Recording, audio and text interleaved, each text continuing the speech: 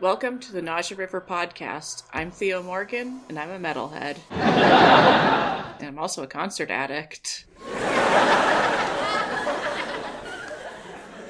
In all seriousness, I think there is a conversation to be had about this. I didn't invent the concept of going to a lot of metal shows. In fact, I feel like a big latecomer to it. At most, I follow my own instincts wherever they may lead me, and to unique places at least. I mean, every metal concert regular I've met will attend non-metal shows, even lots of them. But we're all different too, which is great. I want to hear about Slift unless I get the last-minute urge to go, you know? For me, it's as simple as an acclaimed album, a recommendation from my dad, or, God forbid, a nice poster. I'm easily impressed and justify the costs every time. So there are some, shall we say, out-of-pocket shows. It's not just not a metal concert, but an extreme outliner. This could be about taking my mum to see jazz singer Rouge Aftab last month and running into two of my Western Mass hippie friends along the way. Did I find a show more out of pocket than that? Not sure. I'm shelving the complete recap of a Rouge for later, but with the addition of trombonist Kalia Van Ender, it was also one of the best shows of the year. No joke. No matter what, I think it was explainable. For starters, Night Rain got an excellent review from the Needle Drop, and Rouge Aftab's unique mixture of jazz and Urdu folk turned out to be the exact music I was looking for, but had trouble describing when it only existed in my mind. Metal and jazz are unlikely natural companions, after all. It's not just that I put Imperial Triumphant on while my mum drove. They both challenge a lot of musical conventions. A Rouge is pretty easy listening, but jazz can easily be a loud, clashing, dissonant genre just as much as metal. Do jam bands fit in as a natural companion to metal? Harder question. It's actually a pretty wide label, and I can already hear the frantic typing to recommend Umphreys McGee to my metalhead ass. This somehow isn't the first time jam has come up on this podcast, has it? I didn't have much to say about it besides camping during a fish festival long ago. I'm not going to come out as a secret fish fan. Music's fine from what I've heard, but my big hurdle was the jam scene seeming hard to penetrate. Clearly, everyone's having fun, but it's a mess of inside references and knowledge that would make a dedicated Swiftie blush. And somehow, I still ended up seeing Lotus on October 2nd. Which Lotus? I realize there are, 5 different bands with that name. It's like when Spotify put 3 different tarots under the same name. This Lotus was the rock/EDM jam group. They put out an album this year called How to Dream in Color, and it's a vibe. Just saying. But it kind of defeats the point of a jam band to focus on the fixed, static album. How was the show? What would have been good as a night of dancing and good vibes gave me 2 hours of jazzy, danceable soundscapes set to a beautiful light show that reached the Paradise's ceiling. A set that captivated the audience, old and new, with a fluid set list that made every show a one-of-a-kind experience, something you can sell in person or on Nugs. Amazing, one of the most fun and friendly crowds I've ever encountered across any genre. And my goal this year is to be chatty at shows, and I didn't even have to try this time. One guy even recognized my Imperial Triumphant t-shirt, thank you. He was wearing a Nails t-shirt. That was so unexpected. It seems like a short review for honestly a pretty long set, but that's because I went home wondering what my next step was. It wasn't the same kind of life-changing euphoria I got when discovering metal and post-rock as a teenager. I mean, that's a feeling I wish I could bottle up and spray on as needed, but it's not coming back in my 30s. On the other hand, discovering I had a taste for jam bands was close enough, wasn't it? I joined a Facebook group for Lotus fans, posted a short bit about my experience and my best photos from the night, and figured we'd make a good podcast episode into a great one. Alright, tell me a little about yourself. My name's Will. I live in Vermont. Oh, okay. Live in a ski town. One of those. William was the first to answer my call for guests and bragged about his smooth singing and radio voice. Easiest audition ever. The idea was to talk jam, but I'm gonna admit this is a lot of rambling about metal, local music scenes, favorite death albums, flirting with sobriety, talking about how cool my dad is, all that jazz. Unlike my interview with the Tough Luck Fest crew, it's not spliced into a script, and perhaps it is just a conversation with some guy. I have my dream interviews, no telling so I don't jinx it, but until then we must start small. I hope you enjoy a conversation between new friends. Yeah, and so the cool thing about this town is there's music everywhere, and that's really one of my big things is access to music and art scene and an inclusive scene. And Vermont is really cool because it's a pretty safe place. I mean, you can pretty much do whatever the heck you want. People really just don't really care. Mm-hmm. So yeah, there's definitely a lot of music here. It's a cool spot. I'm from Cleveland, and I wound up moving out here um, about 5 years ago. Okay. So it's cool. Yeah, I love it up here. Awesome. Yeah, you actually, like, you're the second person I've interviewed for this show, and also the second one to bring up the Vermont music scene. The other guy I interviewed, he would sometimes book shows at Higher Ground in Burlington, Yeah, and he said like it's a much better scene than you imagine. He mentioned the jam scene, but he also said like there is a lot of punk and hardcore and metal up there now, and I'm like, yes, cool. yeah. Burlington and Montpelier definitely are getting some more diverse shows. Really, kind of the joke about music in Vermont is it's one person with an acoustic guitar. Just that's just one person with an acoustic, and um, that's like the whole music scene, and it's hard to get a gig unless you're that. Um, so definitely some cool spots up here. A little cafe kind of turned into a music venue. They sell pizza. It's like a really unique venue because it's I don't know, it's probably seating capacity of like 30 or 25. Like it's pretty small, but it's cool. Yeah, it would probably if I went to a concert there, I'd probably would count that as the smallest venue I've been to. I think like Yeah. the smallest right now is like 100. Like I don't know about official capacities, but like Yeah. I've definitely been to shows where it was like between 50 and 100 people. Um, like at AS 220 in Providence. Yeah, I mean, sometimes the smaller shows are really cool. You can Oh, definitely they're like oh, they're my favorites, uh, honestly.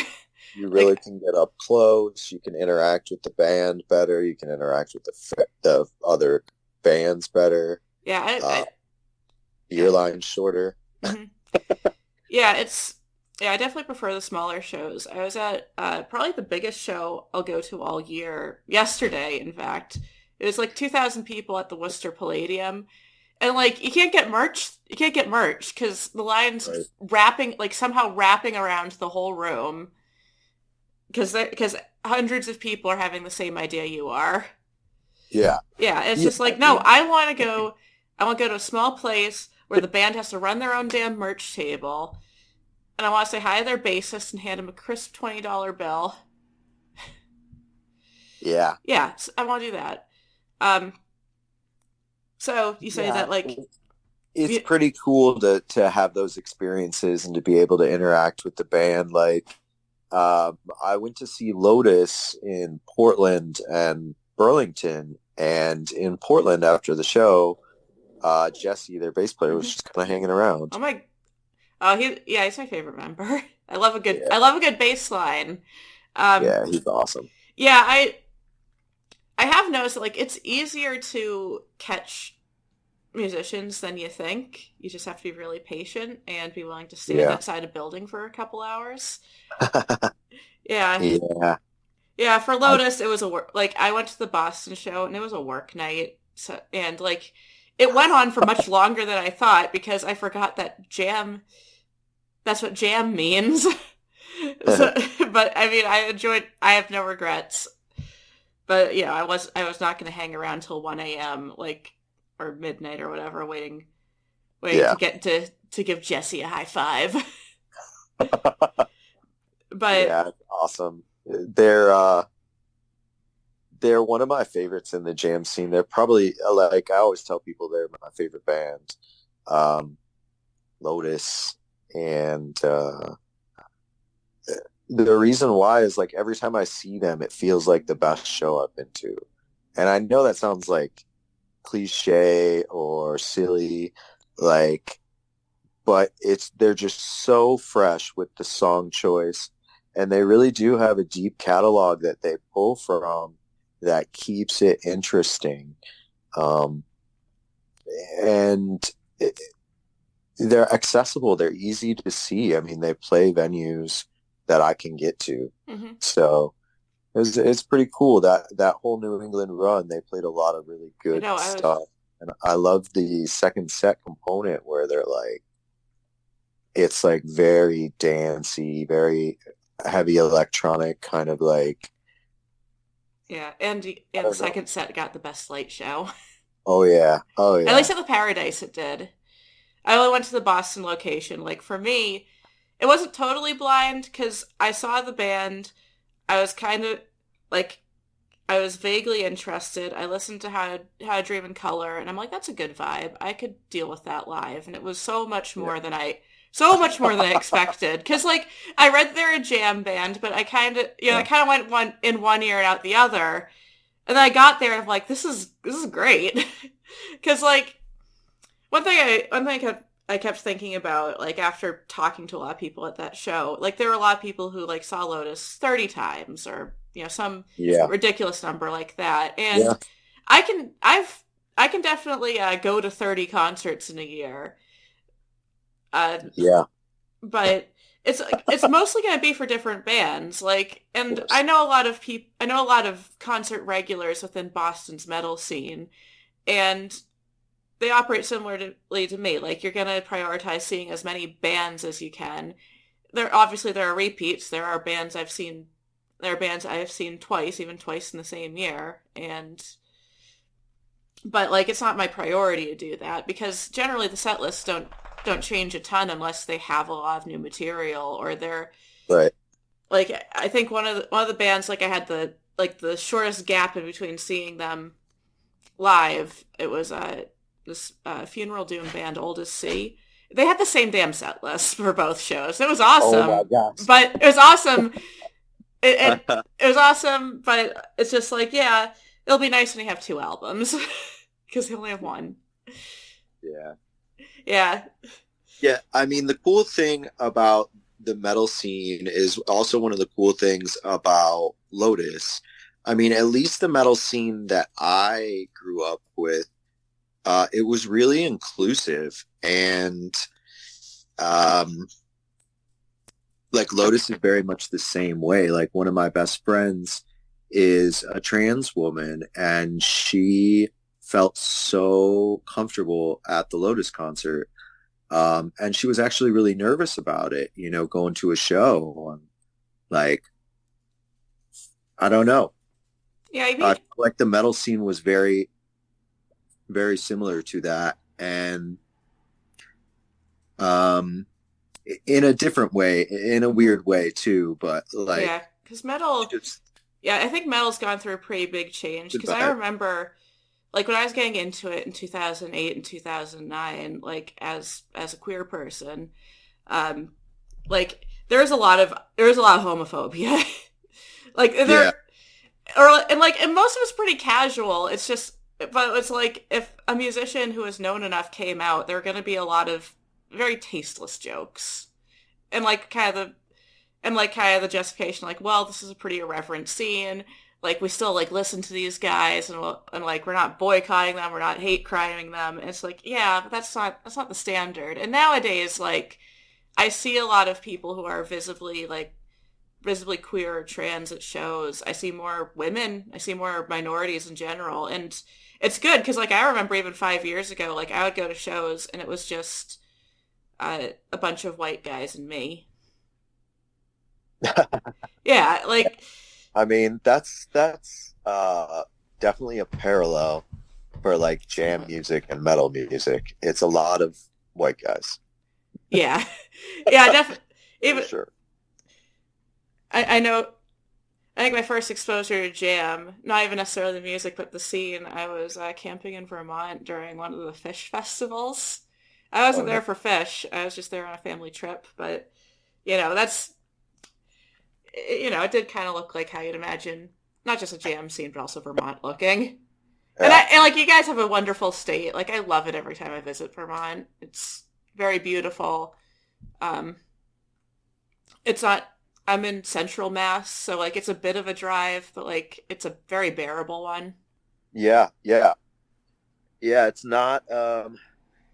not a bad place to look at, that's for sure. There's no billboards. There's a view tax. yeah I know um Montpelier is the only state capital without a McDonald's True. that's like Yeah. that's like the only fact I know about Montpelier Yeah. It's true. It does look very. It looks very cute. There's definitely a lot of good bars here. Well, not necessarily bars, but like breweries. Hmm. There's good beer made here for sure. Um, I'm doing this sober thing right now. I'm Same. 34 days Oh, sober. nice. So Yeah, doing that feels good. yeah. Uh, I'm sober permanently, unfortunately, but I do. I still sometimes like I get the urge to just go to a brewery and try to make conversation, and like if they have food, it feels less awkward. yeah, But I'm 5 months in, almost as of tomorrow. that's good. Yeah, so it is hard, especially like I feel like it would be harder if I lived in Vermont or like Portland, Oregon or something. Yeah, Yeah, because I remember I spent the first summer I could legally drink in Portland, Oregon. It was awesome. that's a cool place. Oh yeah, totally. Definitely. Yeah, I haven't. I used to go there all the time because I have some family there. Oh, nice. Yeah, I Yeah. lived in Nevada for a little while, Ooh, so okay. So you've been uh, everywhere. I've been everywhere, man. Yes. Like what out of the places you've lived, like any comments on like any of the music scenes there? Um, I mean, Cleveland had an insane music scene. Like, it was basically any kind of music every day. That's crazy because I don't you don't think of Cleveland as like a capital for that. No. What do you think is of Cleveland as though? Like, that's the thing. Uh, When I say I when don't even think of it as like the yeah, major city of Ohio because like someone says think of a city in Ohio and I'm like Cincinnati with the chili. Columbus, Columbus, Cleveland, Cincinnati, Dayton, Yeah, you actually have a lot of big cities there. Like yeah, it's hard Toledo. it's hard to remember that like Ohio's pretty big actually. There are a lot Ohio of is people pretty big. there. Yeah, it's a cool area. I mean, the environment that I was in was one that I needed to move on from, but um yeah, like Ohio is just it's close to a lot of things. I mean, Michigan's really cool. Oh, I love Uh, Michigan. I'll Northern say that. Michigan, incredible. Um, it's near PA, which not much going on, but there is Philadelphia. Pittsburgh's okay, I guess. Um, Kentucky, West Virginia. Nothing really going on in Indiana, but Chicago is only like 6 hours away. Um, yeah, I mean, Buffalo is like just under 3 hours. Pittsburgh's 2 hours. Detroit's like 2 hours. Um, so there's a lot of stuff that you're kind of close by there, which is pretty cool.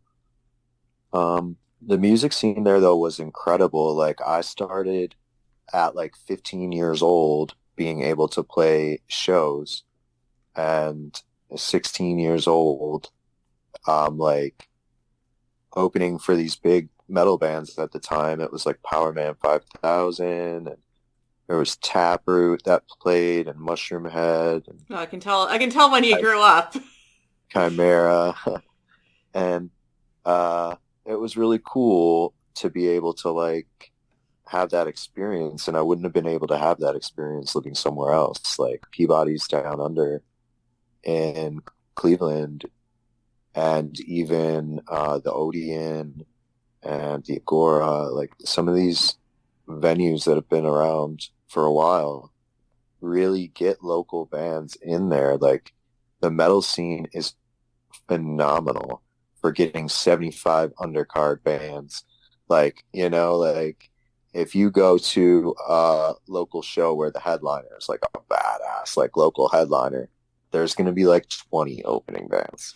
And that's the best, Honestly, If yeah. Because like you don't have I'm like, actually like I'm a real sucker for opening bands. I was yeah, like I was appalled to like see all these memes where people are like when the local opening band is on, it's just like someone standing by a bar and it's just like, have some respect, at least clap. right, right. And also Yeah, like I don't want to lose my spot. the worst is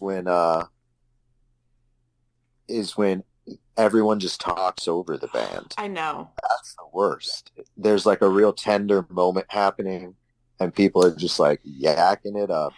Like, why'd you come here I to know. talk in public? Like, Yeah, like talk in public. yeah, I notice it less at metal shows because they do crank up the volume quite a bit. But like, there's always some guy. There's always some guy yapping in the back of you, like, and he just hear like he's the only one you hear, but he just really annoys you all night. Yeah. Yeah, come on. I was raised to not use my phone during shows unless you're photographing or videoing. Right. Like, don't talk that much. I don't mind if I'm like with someone they want to have a comment here or there.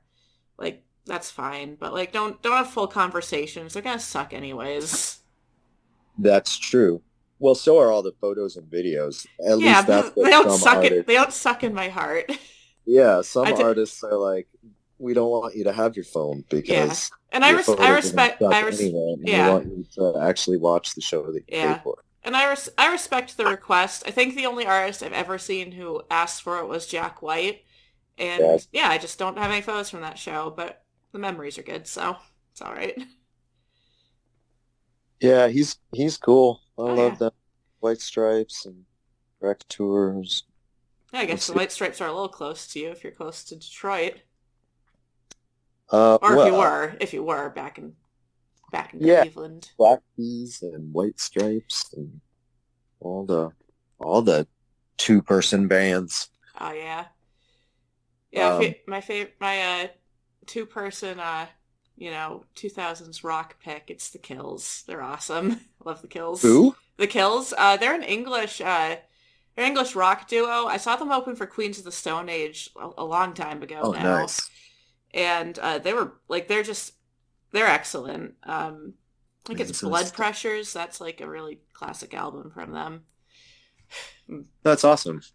Yeah. I can't remember what the last like rock concert I went to, like the last like straight rock concert. Yeah, because I've got tons of those. Like, there are some there's sometimes where I sit down and say I went to a band and it's like rock slash metal because I have, but like that's always a little different from just going to like a rock show. But for me, like the last full on rock show I went to was, I guess it was like dry cleaning over the summer. That was really fun. Yeah, or Nice, like Ted Leo and the Pharmacists. That was a really good. nice. That was a great show. So I guess specifically about like jam. How'd you the thing about jam to me, it always seemed like a very hard scene to get into just because there's a lot. Like Yeah, there are a lot of bands, there's a lot of like live recordings and a yeah. lot of knowledge of what they're incorporating into their set. Like, so how did you get into the scene? The way that happened actually is I played a show. It was like one of my first concerts and started dating this girl that I met at the show. She like came up to me. It was like my first real girlfriend. It was great. And she had this hippie cousin. And so like I knew some songs by the Grateful Dead and from like growing up, but like I didn't really know. And so she asked me, she's like, so do you want to go to this concert with my cousin? And I'm like, yeah, sure. What kind of music is it? And she's like, it's like hippie music. And I'm like, what does that mean? Like, I'm like, okay. Like, she's like, they're like dead or something. And so, like, we listened to them, and I'm like, oh, these guys are sweet. And it's this Ohio band, Acoustic Hookah. Okay. And so I went to see them, and I still remember, like, the very first song, like, just, they picked a really good set, like, to really just hook me in. Like, it was just astounding. Like, I'm speechless. It's hard to describe how I felt in that moment. I was young. It was like, I don't know, 2001 or something. And I was like so enamored by how they just improvised and everything flowed and everyone was moving, like dancing at the same time. It was excellent. Like my first concert was Ozfest. So seeing a jam band was like totally different than that Yeah, experience. so you've definitely been in both scenes. I never was. I think Ozfest dissolved by the time I got into metal. So I've never been to Ozfest.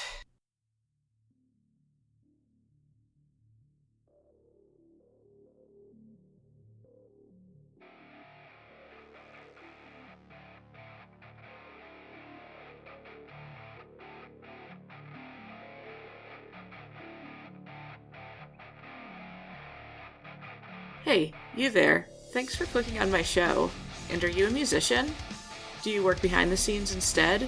Do you just have a cool story to tell? We're always looking for interview subjects and guests for the podcast. Check out our description for contact info and social media accounts if you want to reach out. Thank you, and enjoy today's episode.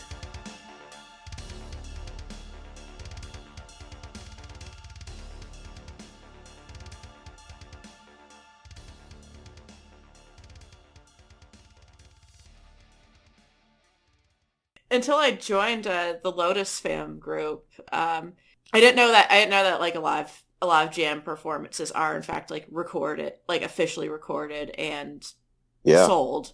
Which I actually think I think that's really cool. It never Nope. occurred to me. I thought it was like a bit of marketing. Like the album's fine, but you gotta come over. Yeah, that's it's definitely really a totally different experience live than on the album for a lot of those bands. hmm It's really, their main source of creation. The album is cool every couple of years or whatever, but they're creating on stage every night. That's crazy to think about because like with metal, if you hear like one improvised solo, it's like it makes your night. Right. Yeah, Yeah. Yeah, yeah, right. True. yeah. I True. saw the progressive death metal band Opeth last night at the Worcester Palladium, Nice. and they will do That's like awesome. they will have a bit of improv on stage. They're like I was actually there with a friend who, as it turns out, cut his teeth and like listening to jam bands, and then got back into metal. And it's just like if there's a metal band for jam people, I'd say, and one that's at least like a big enough name, I'd say it's Opeth. Yeah. Yeah, that was Yeah, awesome. they're pretty cool. I don't have like any of their records, but I definitely have heard them, and my buddy back home really likes them. Yeah, So I think yeah, they really spoke to anyone who got into metal in the 2000s. yeah, Like you know you shake a branch at any metal forum and like you're just gonna hit a bunch of Opeth fans. Like even if they got popular, people were like, yeah, but they made Still Life, they made Morning Rise. I don't know. I just like I really don't listen to a ton of metal now, That's and fair. I I definitely think don't it. Yeah, it's just prefer like the new metal. yeah. I like older metal bands like this Okay. is Kill Whitney Dead. They're like a deathcore band, Okay. I guess the best way to describe them. It's weird for And people to be describing like deathcore in like these vintage nostalgic terms because I remember when like MySpace deathcore first started becoming big. yeah, it's that's really the era. It's just like So God.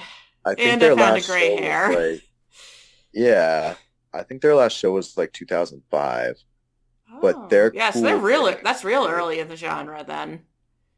I think they're, yeah, I don't know, maybe something like that.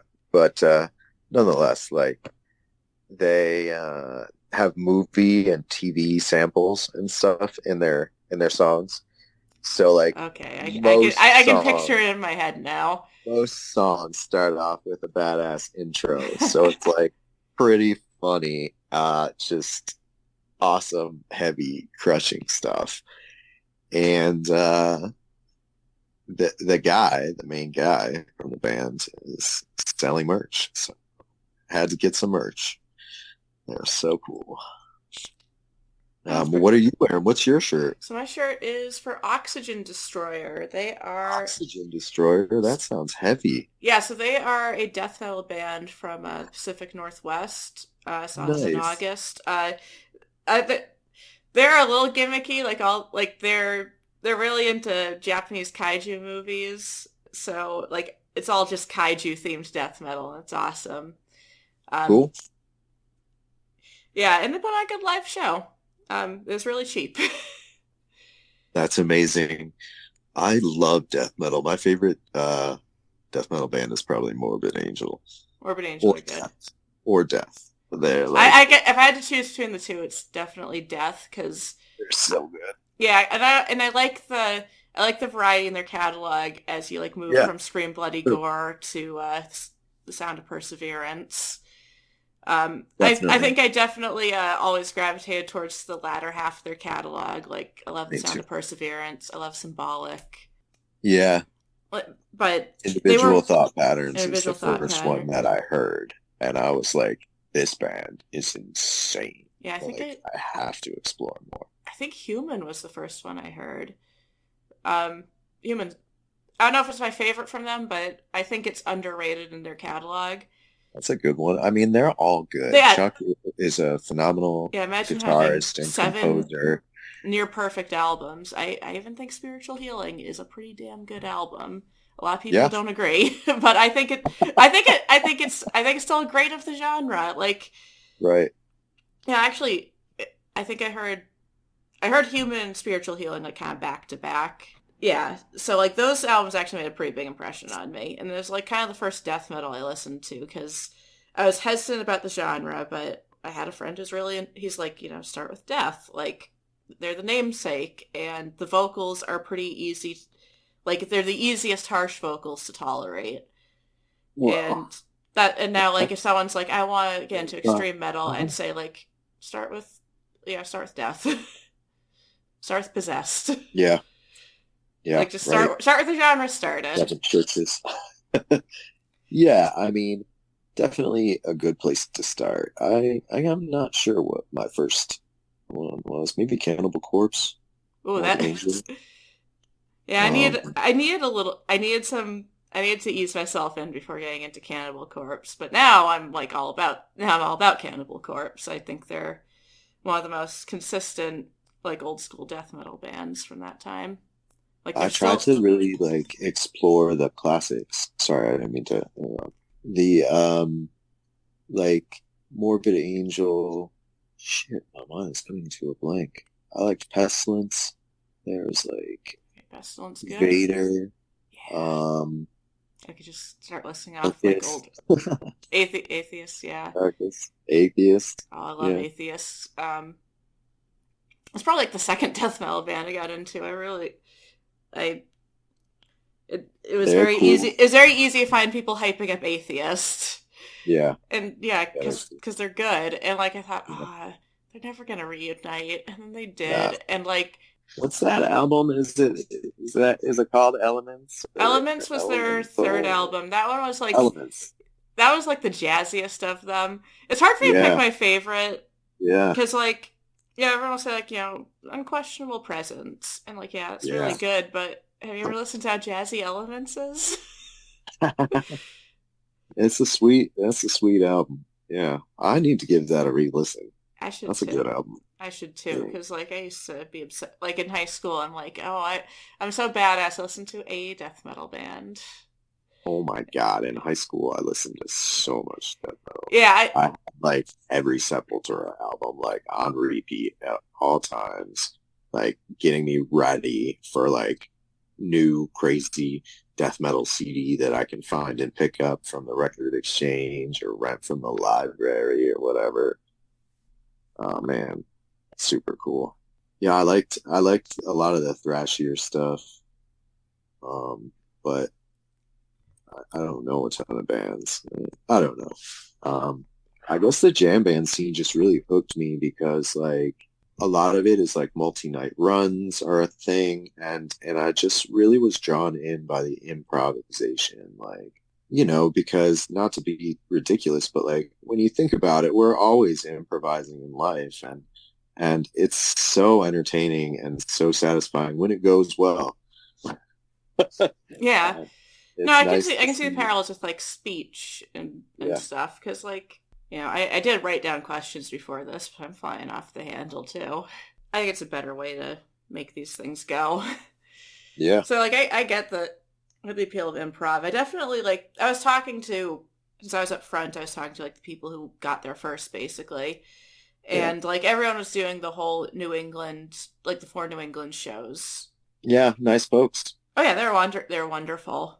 Yep. It's definitely something you have to like really sit down and commit to, because like I definitely have weekends where it's like, yeah, I am going to see like 3 concerts in a row.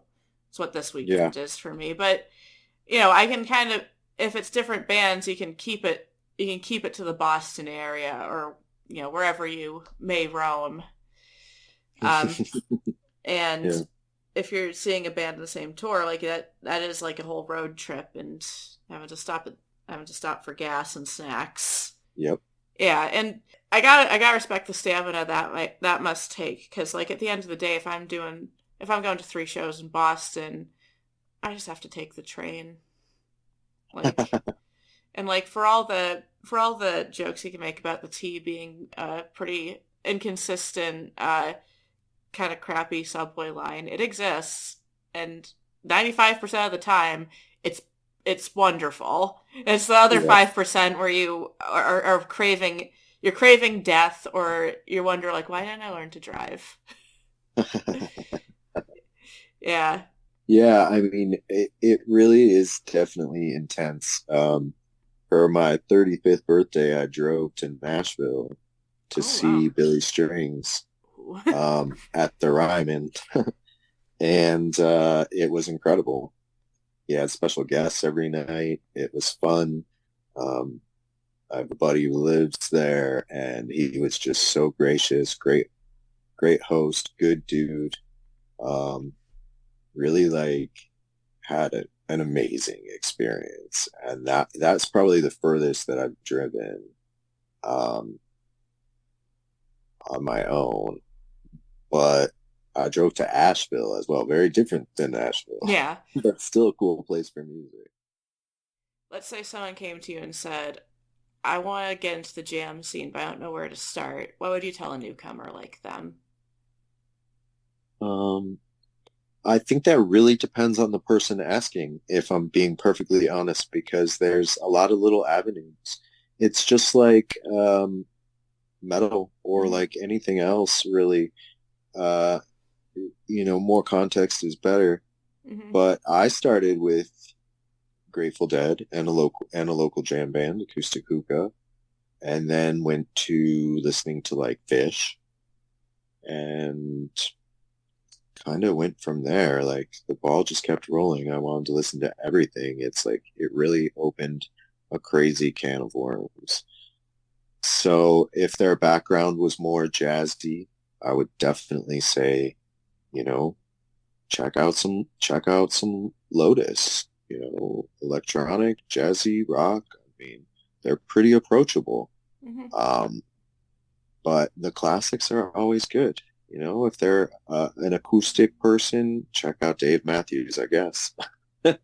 um, I love Twiddle. I think they're super approachable. You just gotta like the person's. You just have to like the singer's voice, I guess. Uh, How do you describe them? I've never heard of them. Twiddle. Yeah, I've never heard of Twiddle. Yeah, they're a Vermont jam band. Okay. I would describe them by saying that they have really approachable um, lyrics. Some of them are goofy. There's little stories in them. Um, the songs that are a little more straightforward, like emotionally, are typically pretty positive. Like just, and it doesn't come off like cheesy. It's like positive and encouraging and uplifting. Like listening to reggae music. It doesn't come off like disingenuous. And great musicians, um, kind of reggae-y, kind of jazzy. Um, yeah, they're a good band for sure. They get criticized because not everyone likes the singer's voice. I'm like, guys, settle down. Yeah, there's. I feel like a lot of bands get that particular criticism. Like no one says, "Yeah, your bassist really sucks." Yeah, like Yeah. settle down, guys. Give them a chance. Because that's it's kind of the same thing happened to me with Twiddle, happened to me with Fish.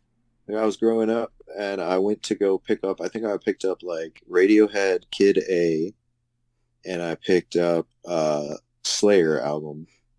Quite a And combo.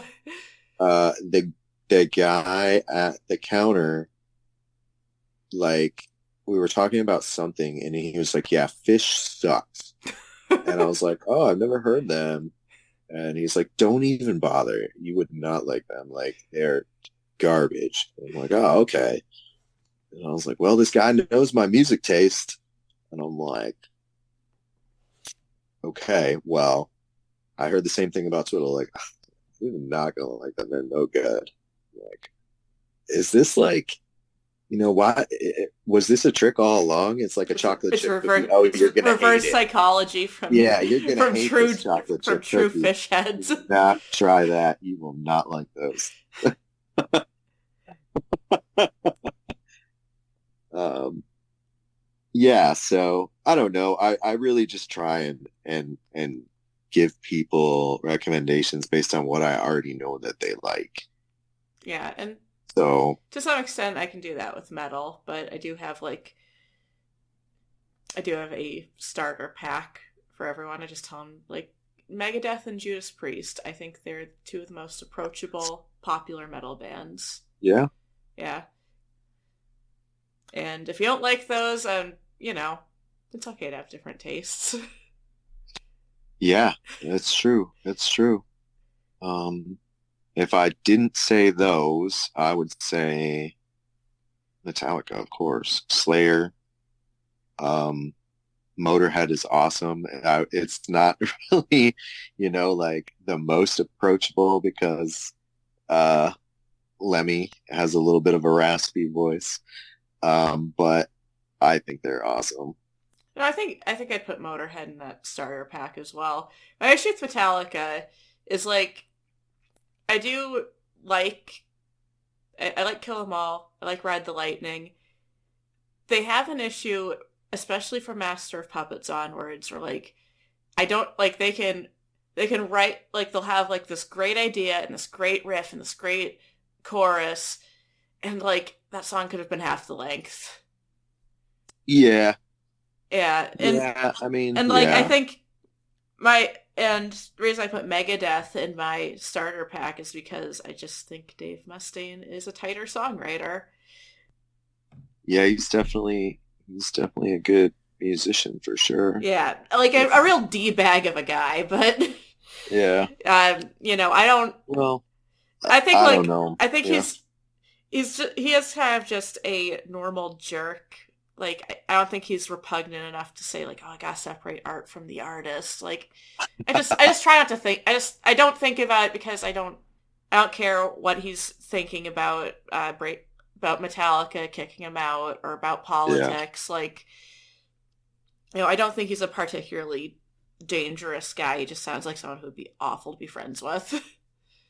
I mean, we know that Dave Mustaine uh, probably did not like Lars. Lars was probably a dick back then too. Yeah, I can. So, Yeah, so I mean, I try not to make I'd love. judgments I'd of love people to. I don't know, I'd but love to be a we fly all on the know this for wall, sure. but yeah, Yeah, nonetheless, though, I mean, especially their first 4 or 5, whatever albums, um, I think that is accessible, and I oh, it's think that very. I really, think it's accessible for a reason. Like um, and like it really it set the shows. tone, It I shows because think, for like me. every damn person bought Master of Puppets or the Black Album. Right, right. I think I would be remiss if I didn't mention Black Sabbath in this conversation Yeah, because because honestly, like they were one of Black Sabbath, their. Paranoid is like every song is great. I Mhm. mean, eh, their first several albums are excellent albums, like Oh, just in my top metal so albums. I'm definitely a big Sabbath fan. Like to the point where like you know I even like stuff beyond their first four because like I love their stuff with Dio. Yeah, Like honestly, if you're to say favorite Black Sabbath album, and I'd be sitting there for 5 minutes trying to weigh like, is it Paranoid? Is it Master of Reality? Is it Heaven and Hell? yeah, Yeah. That's fair. That's fair. Yeah. But I think for early Sabbath, like, it's early and idiosyncratic enough that I fear like this isn't representative of what metal became necessarily. Because if a band is like Yeah. really worshiping Black Sabbath these days, you know what? Like they're gonna have a very particular sound to them. And like I say, as someone who listens to a lot of those like classic doom metal bands, Yeah. stoner metal. Like I love that stuff, and it's not it's a pretty unpopular metal genre for a reason these days. Yeah. Yeah, unless you're Sleep, filling up the State Theater in Portland. That was a There fun. you go. Yeah, I That's saw cool. them for 420 5 years ago. Nice. It was. I'm not like a regular weed smoker, and I kind of ended up giving it up with alcohol too. But like that, with that show, like it was fun to share a joint with some people and listen to Dope Nice. Smoker because they played Dope Smoker. Like that's only gonna happen once, Right. and and it's a shame that like Portland is a pretty it's a hike. It's a hike from where I am. Yeah, it's like 3 hours for me. Yeah, and I think like by car it's also like around 3 hours if you don't hit traffic. But I can't drive, so I take the if I want to get to Maine, my route is I take the train to North Station and then the North Station Amtrak like up to Maine. And that's a long journey. At least it's Yeah. comfortable and you can turn your mind off. But you're not gonna do a day trip that way or stay in for a night or two. What I noticed about Maine after making a friend who I didn't meet him up there, but I met him at a show down here, and then I followed him on Instagram, and like he's just posting about all this like metal and goth stuff in Portland, Maine. That's like anywhere from like stuff at Space or Gino's Rock Bar to like basement parties. It's just Yeah. like that scene for that's like the scene I never thought would have existed. Like if you said Yeah. like what do you imagine the Portland, Maine metal scene to be? It'd be like, it's probably something. It's It's probably probably something. a It's probably thing, I something. guess. Probably something up there, but Right. That's amazing. I love it. yeah, yeah, there's a lot in New England that like I don't think I appreciated until I took a deep breath and followed a few promoters. Yeah. Yeah, definitely gotta follow the promoters. Yeah, it's always good to follow and do all that nonsense on social media. Um, I wouldn't know about half of these shows if it wasn't for social media. Like, how else do you Exactly. find out about them? I know, Like, cause I don't like even know how. yeah, cause like even if you put like Yeah. a poster up on a lamppost, who's gonna see it, and who's gonna see it before a municipal worker takes it down because you're Right. making the city ugly or whatever. Yeah, I mean, I try and look like in the paper, in the local paper, but I don't No, I know. never even thought to look there. For me, it's like all social media these days. It does beat like days as a teenager wistfully looking on venue websites, mostly for like the kind of mid-sized Right. ones in the area, Yeah. and like just saying like, oh, I wish I could see, I wish I could. Oh, what's one I regret that I really wanted to go to? Like, oh yeah, it was like a Children of Bodom show. You Oh, know, nice. yeah, well, yeah, I didn't go to it. That's a big regret now because there's never gonna be another Children of Bodom show, Right. and it's so sad. But like blissfully looking at like listings on the Palladium, it's usually the Palladium in Worcester, and be like, oh, I wish my parents would drive me to that because I was like, still young. Yeah. Yeah, That's and amazing. like because I didn't know who to follow for local shows, and I don't know if that necessarily existed. I Yeah, think I I mean, think there was we some have a local announced. paper. Yeah, I think there's some We announced through like always do. college radio. Um, Yeah. Not necessarily through the college radio where I went, but I had a friend who was a DJ for Wentworth Institute of Technology's radio station. He had a metal segment, and like that's like the most tapped into the Boston scene I felt for a while listening to his show. I And then he definitely have. graduated, so like who cares? Yeah, Yeah, and I that's definitely have a love for radio. That's for sure. yeah, Uh, I definitely I grew up listening to a lot of Boston's like homegrown alternative stations. My dad used to be one of those guys who would record stuff from the radio onto cassette and splice it in with like jokes he told my mom and talking to their cat and for him it was also like bits from Stephen Wright comedy segments. Like He's I funny. actually like really want to digitize his collection now because there's a lot like it's a it's not just like preserving not just stuff that was staples back in the 80s, but like a lot of local Boston music that hasn't really survived onto the internet, but could Yeah. get a radio play and sound good to him at the time. And it's also just kind of like the diary of a man in 1988.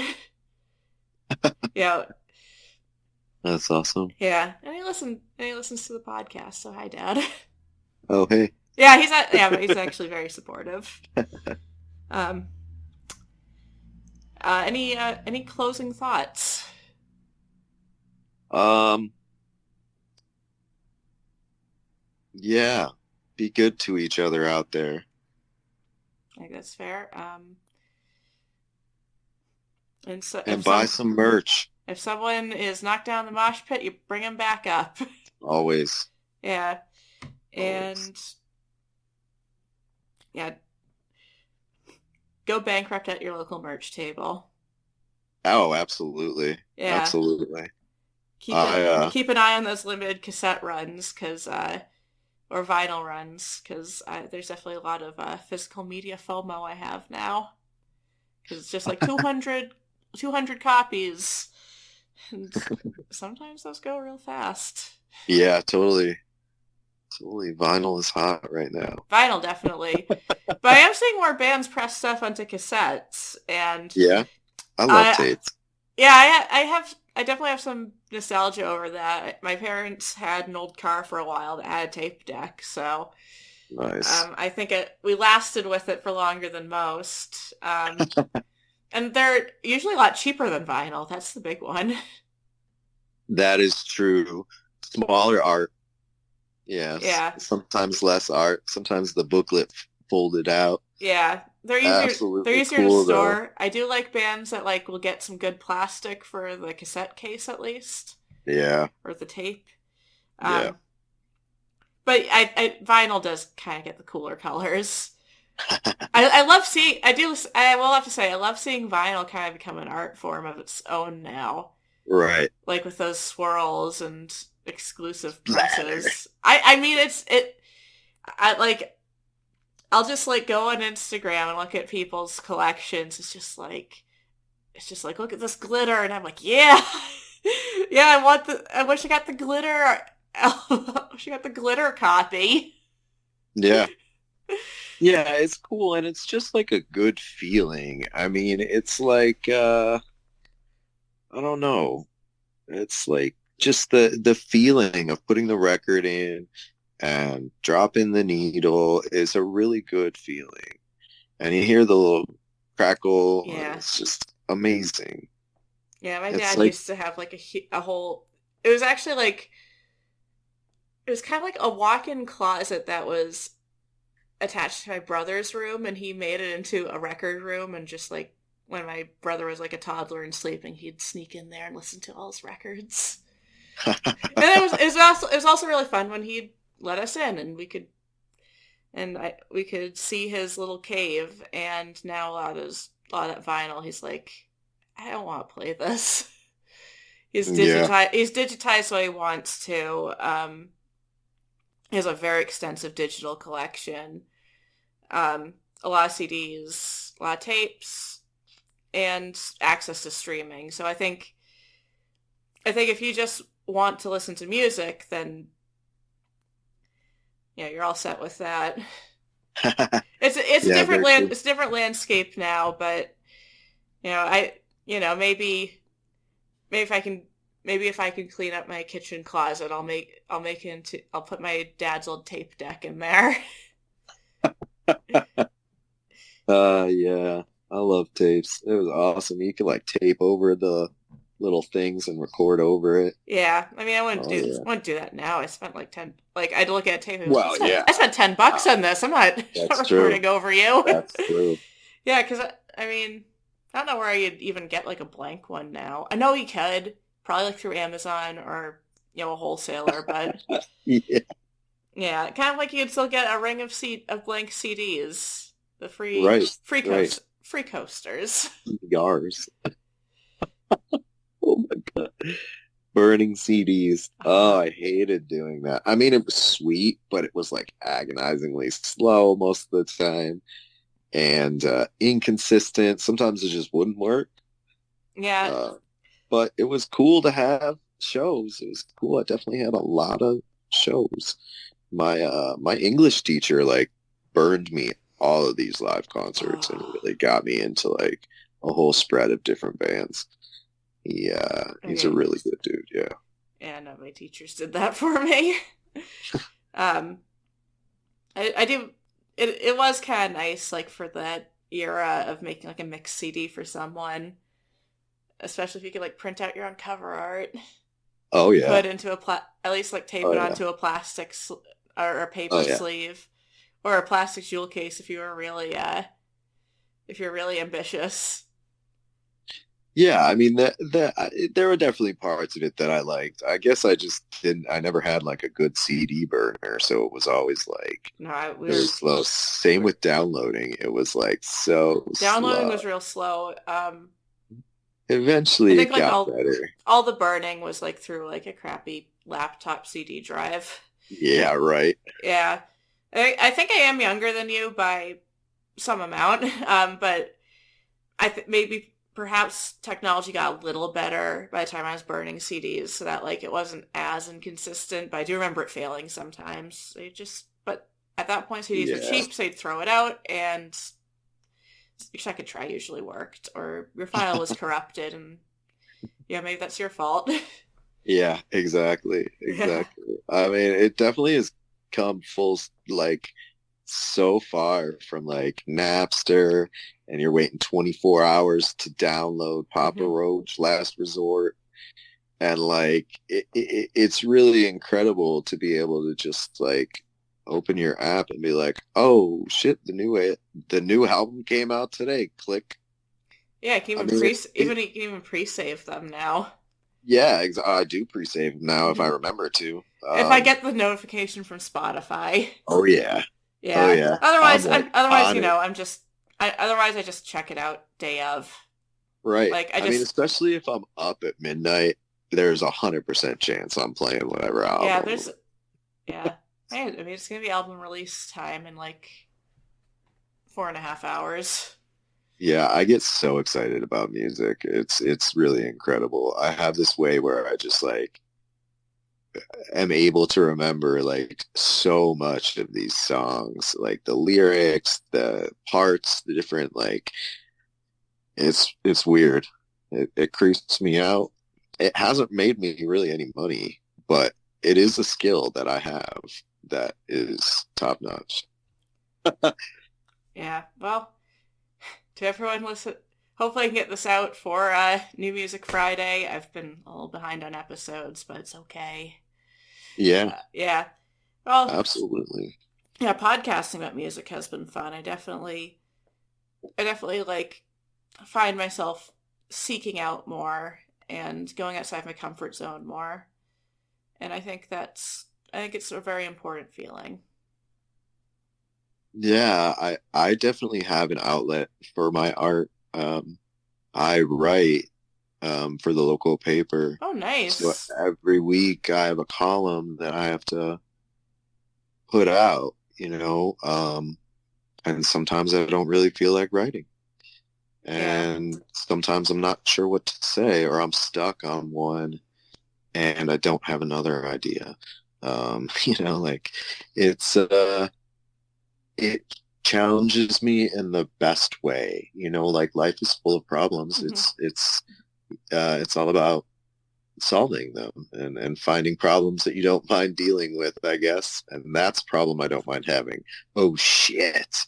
I gotta write something like super deep and whatever I'm thinking at the moment and then get it published. Shucks, I'm so bummed. Yeah, my parents both starred in the newspaper industry, so I've definitely seen them during deadline time. Yeah. And like, Crayon, for sure. yeah, I have.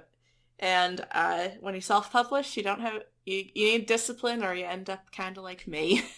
Yeah. But I'll get better. Get your own. Again, like once it's a media empire, we'll be running like Oh yeah. work. Oh yeah. Oh yeah. Yeah, it was It's wonderful. going to be a conglomerate Yeah. of artists. It's going to be amazing. It's going to be better than Wu-Tang Clan. Anyways, nothing could be. No, you can't.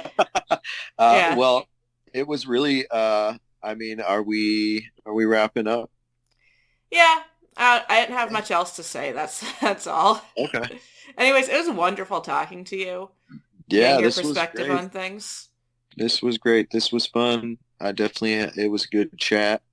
I feel like I have a new appreciation for scenes I barely thought existed. Right. And that's what the show is. Don't count it out. Just be safe out there. Be safe out there. Take risks. If the tickets are cheap enough, why not? And that's how I got into Lotus, because they were doing like this. They were waiving fees for a week at the venue. So I'm like, nice. Love that. Okay, what's the worst that could happen? And the worst that could happen is I was at the nicest fucking crowd imaginable. Truly, and you got to go see him again. It'll be I know. Like I'm actually like, I know. I'm really looking forward to whenever next time is. Yep. Yeah. They'll play New England next year for sure. Yeah, I mean, it sounds like they do pretty well here. Yeah. I think that if you're looking for a band that I just discovered a couple of years ago is Andy Frasco and the UN. Okay. And they are like the rowdiest live band. Ooh, okay. And Frasco is so energetic and charismatic, and his lyrics are awesome. Okay. They're really to the point and like fun, mostly. Some are sad, but he's so cool. It's like a hyped, super high energy. It's like dance hall music. Everyone's excited and like having the best time, and like that does sound really fun. I'll have to keep that in mind. Yeah, if you can go see Andy Frasco, I would recommend that. You'll have a fantastic time. Well, thank you for that. Yes. All okay. Right. Have a good night. Yes, you as well. Chat soon, okay? Yep. I'll be around. When I first was trying to think of an angle for this episode, it was in conjunction with the show I saw the night before, Unity TX at Brighton Music Hall. Both fun, impulsive purchases driven by good promotion and cheap tickets. A nice night of hardcore rap, rock, and metal. Sorry, I got lots of writer's block with that one, too. Anyways, it wasn't like I spent the whole Unity TX show in silence. I talked to a couple there because the guy's vest had a black braid patch. If Jennifer or Jimmy are listening, I love you. It was so nice to meet you. I got to hear about them singing Black Braid, Garea, and Wolves in the Throne Room the year before at Space Ballroom in Connecticut. Truly one I wish I knew about. My best concert memories always involve friendships forged in that bubble of noise and confusion. I've been chasing it all year, and with some returns, don't get me wrong. At first, people asked me why I focused so much on metal before realizing I was too stubborn to convince otherwise. But the reason is that metalheads are united by being an unapproachable, vast genre, and one that's not really the same unless you find it in your youth. If I'm talking to people my age or older, we've spent half our lives or more in a genre that's greatly misunderstood, maligned, or on the other hand, commodified in lackluster ways. I will talk with any music fan, and I don't want to accuse anyone of having shallow tastes. Maybe I want to praise them instead for not letting country music or their genre of choice consume their life, and generally being better adjusted. But I think that's what the jam fans at Lotus and I silently understood, even if Will never accepted my guest invite for this episode. Jam bands might not sound anything like metal, but there's a level of dedication we both understand, and I want to understand. I'm Theo Morgan, and I'll follow your jam band on tour, but only if they follow Amtrak routes. Sorry.